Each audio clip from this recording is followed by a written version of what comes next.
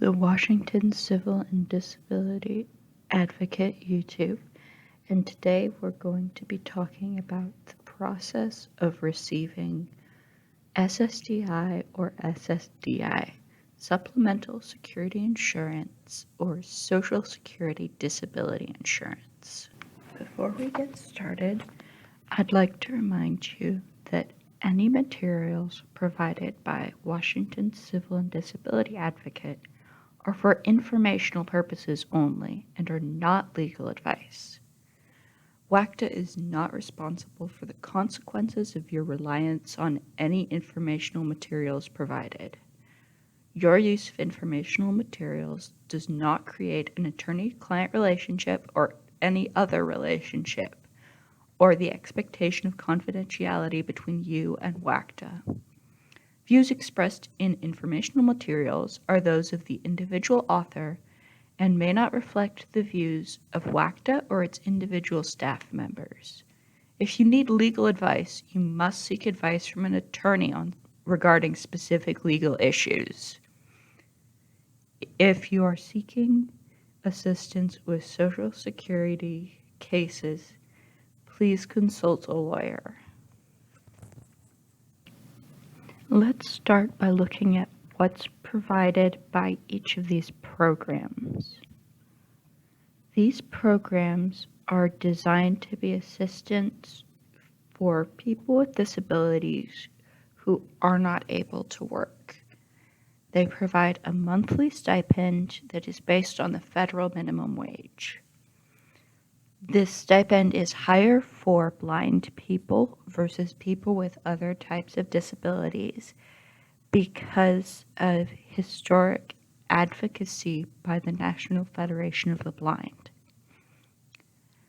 SSI and SSDI approval also comes with automatic eligibility for Medicare or Medicaid. This can be one of the most important parts of these programs for people with disabilities who often have complex and expensive health needs. Supplemental security income provides benefits for your lifetime or until your disability ends.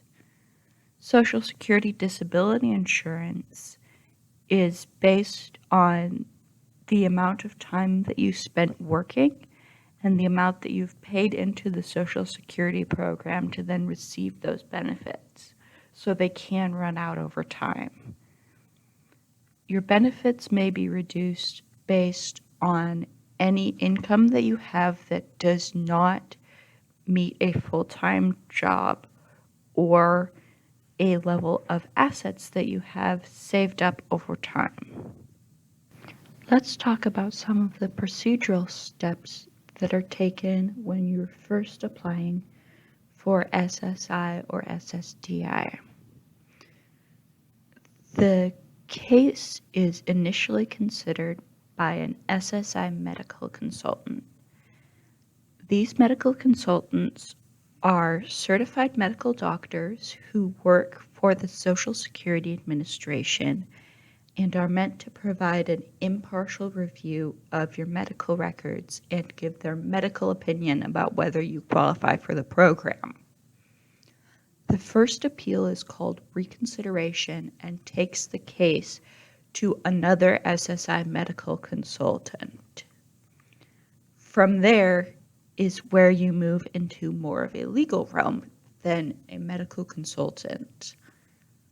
From initial consideration, you can appeal to an administrative law judge, who is a judge that works usually on nothing but these cases and is also nominated and selected by the Social Security Administration. This administrative law judge then reviews the file and makes another determination about your case. After a decision by an ALJ, you can appeal to the Appeals Council. The Appeals Council is a federal appeal that reviews how the ALJ made their decision and can grant SSI or SSDI or remand the case back to an administrative law judge. The vast majority of cases that are successfully appealed at the federal appeal level get remanded back to an ALJ. It's very rare for a judge on the appeals council to grant one of these programs outright. The remand is often back to the same ALJ that originally considered the case, but with very specific instructions about how they're going to consider the evidence going forward. Approval rates can really vary for different types of impairments. These charts are from a survey of people who were seeking SSDI for some of these common impairment groups, but across all impairment groups, the approval rating was much higher after an ALJ hearing. This is when attorneys usually get involved to make sure that the legal end of the process is going as smoothly as possible for an applicant. This presentation is going to focus on the guidelines an administrative law judge should follow, so it's helpful at the hearing and appeal stages of your case. At the hearing stage, this will be helpful to know what sort of information you're going to need to prove to the administrative law judge, and at the appeal stage, it's helpful to see what the judge should have done in the case so that you can then prove to the appeals council that the judge in your case did not follow all of the necessary procedures. There are 5 steps to a Social Security determination. The first step is determining that you do not have a current job. The Social Security guidelines state that you cannot be engaged in substantial gainful activity and still receive SSI or SSDI. In most cases, this means you cannot be making more than the amounts given in the Social Security guidelines per month. This was about $1,220 per month in 2019. There is some guidance from the Social Security Administration about the length of employment allowed and the substantiality of the employment allowed to still be covered under these programs. For example, the Social Security Administration has a qualification known as an unsuccessful work attempt, which is a period of time less than 3 months in which you are working full-time but then find that you are unable to work full-time and lose that job within the 3 months. Another example of an exception would be a job where you are receiving money but you are not performing full-time work and the money you are receiving is a specific type of charitable donation. For example, the Social Security Administration has exceptions for money received from the Wounded Warrior Project. Not all charitable donations are accepted from the work requirement step. So if you have a question about income that you currently have when you're applying for SSI or SSDI, please consult an attorney so they can help you determine whether that income will be counted in the initial process. The second step of a Social Security determination is to find that you have a severe impairment. This step does not mean that you have an impairment that is going to get you one of these programs. It's just a threshold determination that you have an impairment that the Social Security Administration is going to at least consider your case. There are 3 parts to this determination. A severe impairment first has to be a medically determinable impairment diagnosed by an acceptable medical source. This means that it was diagnosed by a medical professional, usually a doctor, covered by the Social Security rules, and that it was diagnosed based on some medical finding. This doesn't have to be a laboratory finding or a finding backed up by numerical medical data, but the finding cannot come out of thin air. The second qualification is that the impairment is expected to last at least 12 months or result in death. Temporary or short-term impairments are not going to qualify for one of these programs. You need to have a doctor certify that this impairment is going to be long-term. The third qualification for an impairment is that it has a more than minimal impact on your ability to work. What this means to the Social Security Administration is that your impairment would remove you from consideration for a category of jobs.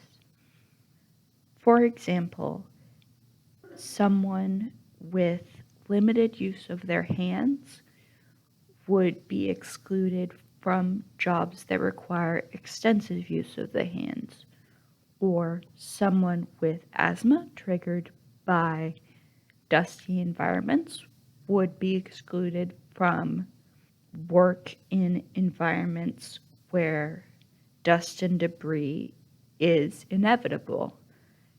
This impact determination does not include the impact that discrimination against your disability would have on your ability to work in certain fields, but it also does not include the impact of required accommodations under the Americans with Disabilities Act.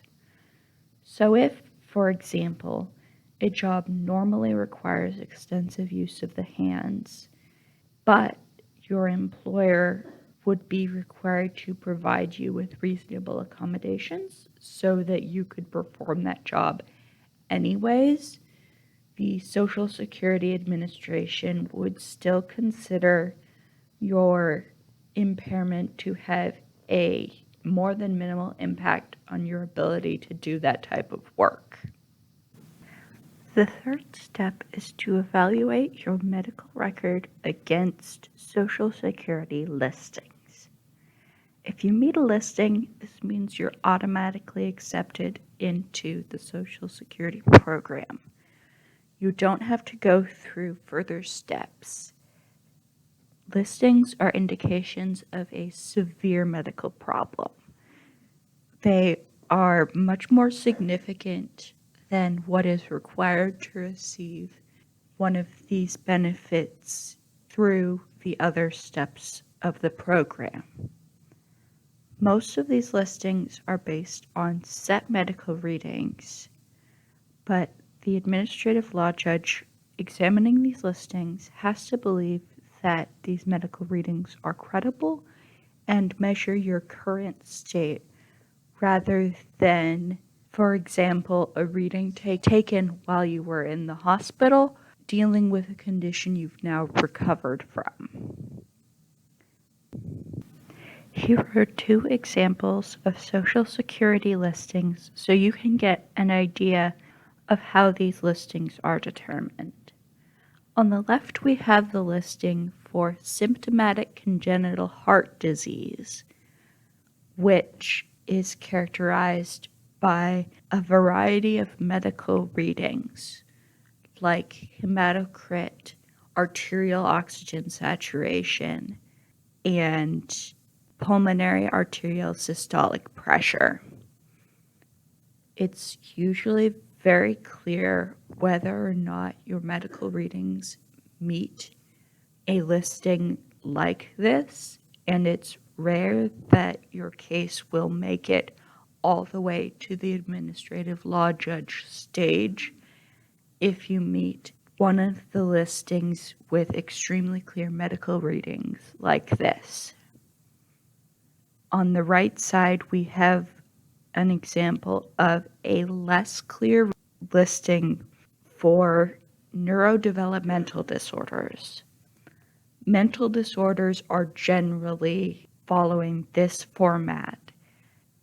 Mental disorders require medical documentation of certain symptoms, which can be documented by notes from your doctor or therapist, in addition to extreme or marked limitations in one of the 4 areas of mental functioning. Extreme and marked limitation is something that can be determined based on an evaluation from a medical professional using a specific form from the Social Security Administration. There are a couple of other parts to Step 3, which some people call Step 3.5, which can occur if you don't exactly meet one of the Social Security listings. The first is medical expert equivalency. Medical expert equivalency is determined by having a medical expert, like a doctor, look at your full medical record and determine that even though you don't meet an exact listing, your condition is functionally equivalent to one of the listings. This is most commonly used when you have multiple disorders that on their own wouldn't meet a listing, but in combination mean that you have symptoms very similar to one of the listings. For example, thinking about our prior listing of symptomatic congenital heart disease, the symptoms and readings listed for this type of heart disease might be met by someone who has a heart condition that is not congenital heart disease, in addition to a lung condition that reduces their blood oxygen saturation. In this case, a medical expert would be able to look at the record and say, well, this person doesn't have the exact condition we're looking for, but looking at these readings, this person is functionally equivalent to what you're looking for in the listing. Another way that medical expert equivalency can be used is for conditions that don't have a specific listing, but can be seen as similar to conditions that do have a specific listing. For example, there is no Social Security listing for a severe migraine disorder. However, there is a Social Security listing for uncontrolled epilepsy, and because of the severity and duration of migraines for someone with a severe migraine disorder, they might be unable to function at the same level and at the same frequency as is required for the epilepsy listing. And a medical expert would be able to say, okay, given how often these are happening and how debilitating these migraines are, they're functionally equivalent to what's required for the epilepsy listing, and this person can be found disabled under that listing. Another aspect of Step 3 is the psychiatric review technique. This is a technique used by administrative law judges to give a specific determination of the levels of mental functioning when those levels don't meet what's required for a mental listing. Psychiatric review techniques look at 4 standard areas of mental functioning: understanding, remembering, or applying information, interacting with others, concentrating, persisting, or maintaining pace, and adapting or managing oneself. The psychiatric review technique is not going to find these areas of mental functioning to have an extreme or marked limitation, because if you had extreme or marked limitations, you would meet or be functionally equivalent to one of the mental disorder listings. But if you have a mild or moderate limitation in one of the areas of mental functioning, then an administrative law judge can determine what your limitation is in that area of mental functioning and use it for further steps in the determination process. Steps 4 and 5 of the evaluation look at what past work and what future work you could perform with the limitations given by your medical impairments. These steps are based around something called the residual functional capacity. The residual functional capacity is a list of your limitations, including exertional limitations, for example, that you're limited to work where you don't lift heavy objects or stand for long periods of time. Mental limitations, for example, being limited to unskilled or semi-skilled work, or work that does not involve interaction with the general public, and other non-exertional guidelines, for example, being unable to do work that requires extensive hand usage, or being unable to work in a dusty environment, or being unable to work at a job that requires high levels of alertness due to something like dangerous heavy machinery or a need to drive for your job. The residual functional capacity has to account for all of the disabilities from step 2 that were found to be severe impairments, and it has to be backed up by medical opinions. This means that the RFC can't be written just off of your medical records. It has to be made from medical opinions, which are opinions given by a doctor that say, for example, this person wouldn't be able to lift more than 25 pounds, rather than just the medical record, which has results from testing how far your elbow joint can move.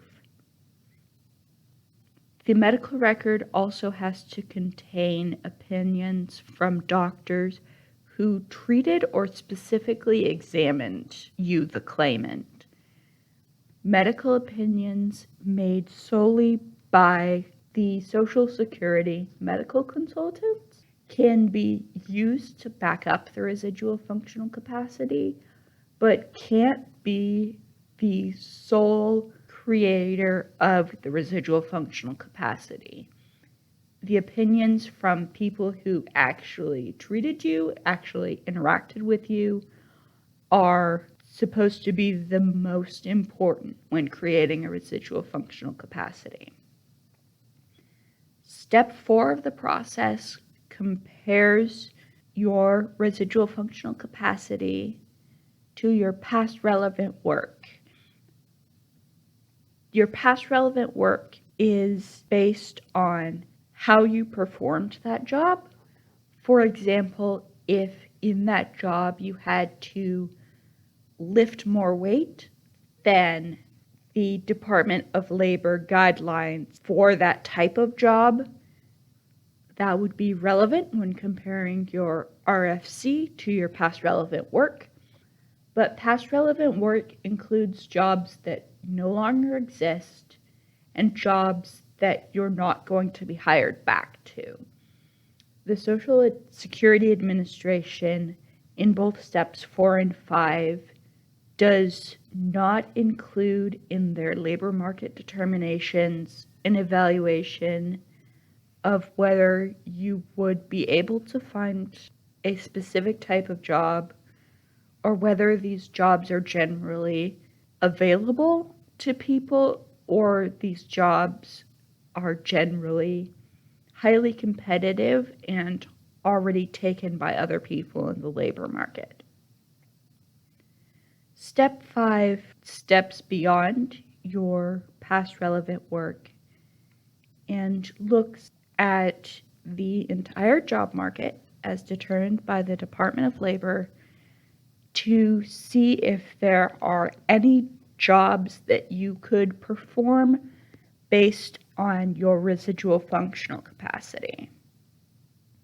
There are medical vocational standards, what's called the grids, that look at various factors as an initial look at whether your exertional levels would prevent you from performing a significant amount of work. We'll discuss the grids in greater detail later in the presentation. But outside of the grids, a vocational expert, someone who is well versed in the Department of Labor standards, will give their opinion on the labor markets versus your residual functional capacity to see if there are jobs that would allow you to work with the RFC that you've been determined to have. Again, this determination includes sectors of the labor market where jobs are typically not available if there are people currently working in that type of job, and it includes jobs that you do not currently have training for if that training is something that you would be able to obtain with the residual functional capacity that you have. When creating the residual functional capacity, an administrative law judge is going to give weight to different medical opinions. Weight is supposed to be most heavily to treating and examining physicians. Physicians being people who have doctoral medical degrees, like MDs, DOs, and PhDs. Weight is given less heavily to treating professionals that are in medical professions without doctoral degrees, like nurse practitioners and licensed clinical social workers. Medical opinions, when an administrative law judge is looking at them, should be consistent with the notes taken by that medical professional and with the medical record as a whole. The most common reasons that a judge gives low weight to a medical opinion is that they don't view that opinion as consistent with the record as a whole. Some of the most common arguments that you have to make on appeal is that despite what the ALJ saw when giving weight to the different medical opinions, this opinion is consistent with the medical records. For example, a doctor in their medical record might make a comment that your condition has stabilized, and that comment about stabilization, depending upon the language that they use, could be taken as a comment that you're doing better, where in some cases it means that you simply have a more consistent low baseline of health. Medical opinions can also appear inconsistent if in the record you had improvement in another area of your health and the doctor says in their notes that you're doing a lot better. Doing a lot better does not mean doing better on all areas of your medical health. And so that needs to be made clear to the administrative law judge and the appeals counsel, who aren't medical professionals and aren't trained to read medical records to see the distinction between different types of medical improvement. The last aspect of consistency that I'd like to talk about today is consistency with mental illnesses when you're going to general practitioners. General practitioners that don't have any specialization in mental illness, or specialists that focus almost exclusively on physical illness, often are asked on their forms that are in the medical record to list out all symptoms in all areas of the body, in all areas of your life. But because they're not practitioners who are diagnosing and treating a mental illness, they will often focus on the physical symptoms that someone is having, and to get through the computerized form, check that there aren't symptoms of any mental illness present, because they're focusing on physical symptoms. But this checkbox in the medical record that says you don't have any mental symptoms is not an accurate evaluation of your mental symptoms across the medical record. And this is a distinction that has to be made very clearly to, again, legal judges and legal professionals that don't have experience in the medical field and don't have experience reading medical records. The SSI Medical Vocational Guidelines, also known as the Grids, are a Step 5 determination that's similar in some ways to the Step 3 listings. The SSI Grids are a table that include information and determinations based on your age, your education, the physical work levels that you can manage based on your residual functional capacity, and your work experience. SSI grids are designed for people with only exertional limitations. This means that your residual functional capacity only contains limitations based on your physical work levels without any additional limitations specified. You can be ruled disabled under the grids with extra limitations. For example, if you're limited to sedentary work and also cannot be in a dusty environment, you could be found disabled under the grid for sedentary work, but you cannot be ruled not disabled based on the grids without further consideration if you have additional non-exertional limitations. This is important because the grids create a way for you to receive Social Security benefits, but in most cases are not a way for you to be ruled out of receiving these benefits. Under these grids, you are very unlikely to be ruled disabled if your residual functional capacity has light or higher exertion, meaning your exertion level is not for sedentary work.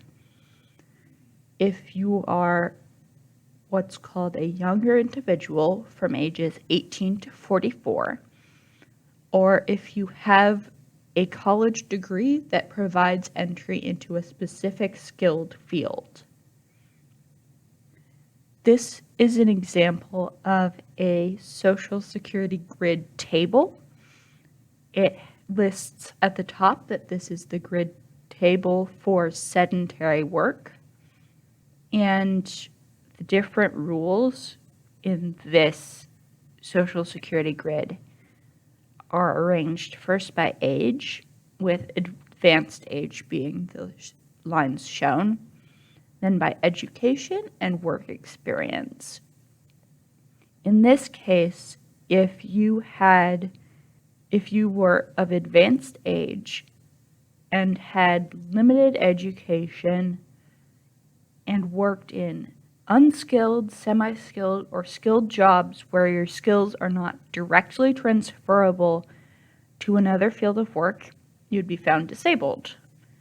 But if your limitation to sedentary work was your only limitation in your residual functional capacity, you were of advanced age, you had a limited education, and you worked in skilled or semi-skilled work that had specific transferable skills, the grids would rule that you're not disabled under these guidelines and you're not eligible for Social Security benefits.